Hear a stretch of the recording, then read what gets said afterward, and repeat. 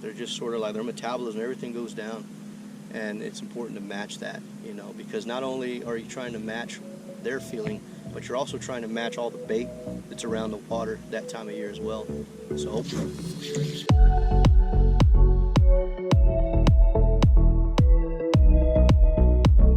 hey guys, how y'all doing? I know it's been a while, but 2019 is here, man, and we're pretty excited about it. Today should be a good day.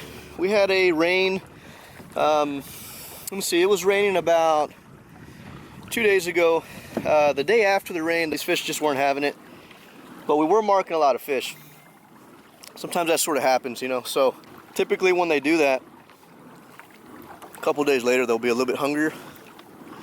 So that's sort of what I'm hoping for today, and see if we can't get into some. I don't think we're going to be getting into any big trout, but today what I'd like to discuss, I ain't used to pedal drive, dude. I'm kind of breathing a little hard here, but today we're just going to talk about just some basic trout 101.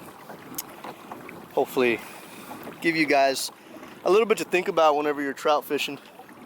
Put this camera down, we'll get rolling here, because I know you guys are going to be making fun of me for breathing hard on a pedal drive. Another one. There's swirls everywhere today, dude. Oh guys, here's something else you guys might want to know. How fast. Alright, Outback, Whiskey Credit PDL, and really this is the grader, 175. 1, 2, 3.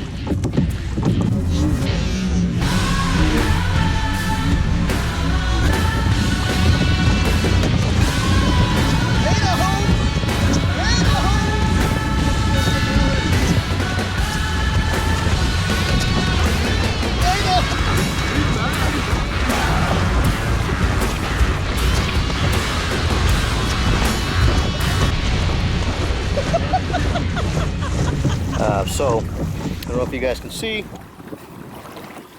probably not, but it fluctuates between 4.50, 460, 480, 470. Sometimes it pops up to like a 4.9, but that's me kind of, you know, pushing it. It's a very fast kayak. Very fast. The PDL drive, very well designed. Ooh, a little bit of structure. It's a good kayak. I picked it up to about 6'1", 6'3". It says the whole design, I think, is designed for 7, but I don't think personally I could get it up that high, at least not yet. Water temperature has risen as we go shallower to 64, which is good. The sun wants to come out, but I don't think the clouds are going to allow it to come out for very long. Temperature is on the rise, so it's almost time, Texas, to where the fishing begins to really pick up. See if we can find anything along this bank cruising along. That would be sick. I've caught a 28-inch trout, a 30-inch trout, and a couple of 25s and 26s. So I've stuck with it. Good little jerk bait, and it's perfect for these conditions. 1/8, you know, that gives it plenty of play to sort of sink down in there, give it a little jerk. Bounce it on some structure, some key areas. Uh-oh.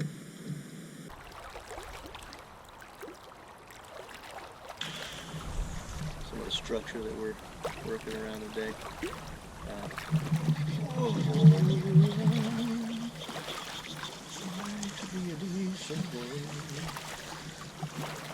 And these guys still forming.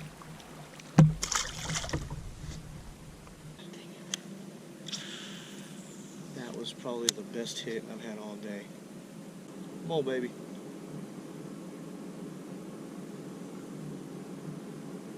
Oh, there we go. Dude, are you kidding me? Oh my God. Oh, dude. I swear, dude. I mean, I saw that fish come up and take it. Gave it some time, had it in its mouth, and here I am fighting a fish like it's a bass. Not a bragging rights trout, but a trout.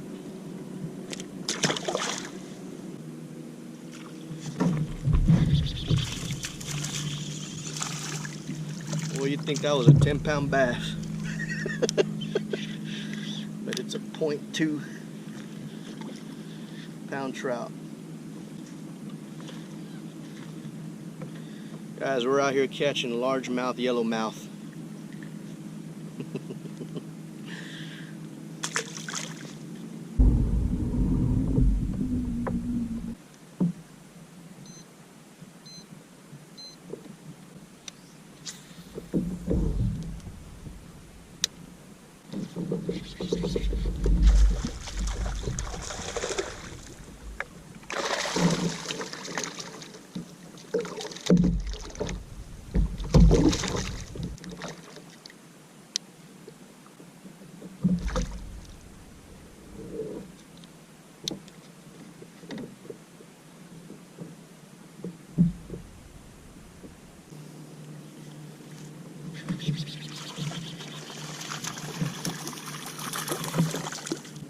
That one hit it on the way down. Not quite the droids we're looking for.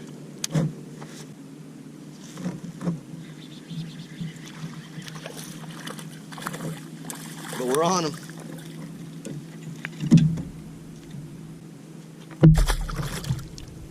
Trout are, you know, there's this thing called trout structure, right? And trout are kind of funny. You know, sometimes some of them like a lot of current, depending on the time of year. Some of them just want to stick to something that's going to bring a little bit more warmth.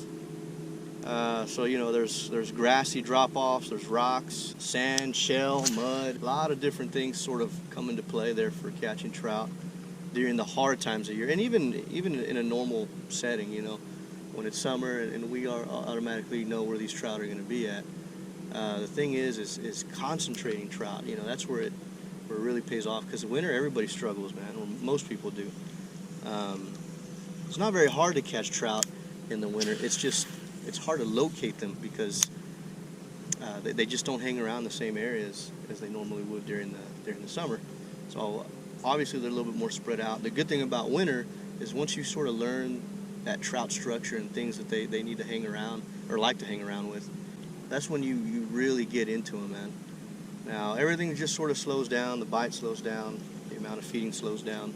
So that's why you see a lot of guides that will tell you, you know, just slow everything down. You know, these trout aren't starving. They're just sort of like their metabolism, everything goes down, and it's important to match that. You know, because not only are you trying to match their feeling, but you're also trying to match all the bait that's around the water that time of year as well. So when they feed, I won't jump like a tarpon. So when they feed, you know, that's what they're looking for. You know, you want to match their bait. You want to match what their bait is doing. I thought we might have had a good one there, but these are all like 14, 15 maybe. Man, I'm actually kind of impressed with these storm lures. They're pretty good. Today's a good day.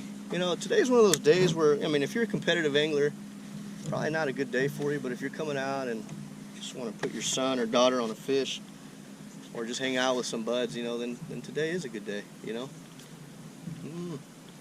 Just had that one. It's not always about meat hauling. It's not always about catching trophies. Sometimes it's just about feeling the tug at the end of that line. And for a lot of folks, that's a good day on the water. So that's sort of a day that we're having. And I got no problem with that, man. I've had my fair share of good fish. Ultimately, what it comes down to, man, is just coming out here and enjoying life.